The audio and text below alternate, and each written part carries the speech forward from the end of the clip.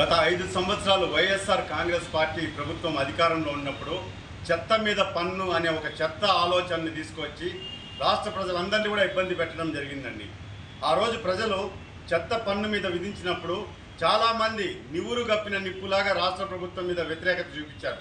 ఈరోజు ఎన్డీఏ కూటమి అభ్యర్థి సీఎం నారా చంద్రబాబు నాయుడు గారు చెత్త పన్నుని రద్దు చేస్తామని చెప్పి ప్రకటించడాన్ని మనస్ఫూర్తిగా స్వాగతిస్తున్నాము, అభినందిస్తున్నాము. అదేవిధంగా నగరపాలక సంస్థ తిరుపతికి సంబంధించి స్మార్ట్ సిటీ నిధులండి కర్పూర హారతిలాగా కరిగించేశారు. నేను కమిషనర్ గారికి విజ్ఞప్తి చేస్తున్న, స్మార్ట్ సిటీ నిధులతో గత 5 సంవత్సరాలు ఎక్కడెక్కడ ఆటోలు కొనుగోలు చేశారు, స్కూటర్లు కొనుగోలు చేశారు, అదేవిధంగా నైట్ స్వీపింగ్ అని చెప్పి వెహికల్స్ కొనుగోలు చేశారు, టిప్పర్లు కొనుగోలు చేశారు. అవన్నీ కూడా ఈరోజు కొన్ని చోట్ల చెత్త కుప్పల్లో దర్శనమిస్తున్నాయి. ఎండకు ఎండుతూ వానకు తడుస్తూ తుప్పు పట్టిపోయాయండి. ప్రజాధనాన్ని అంత చెత్త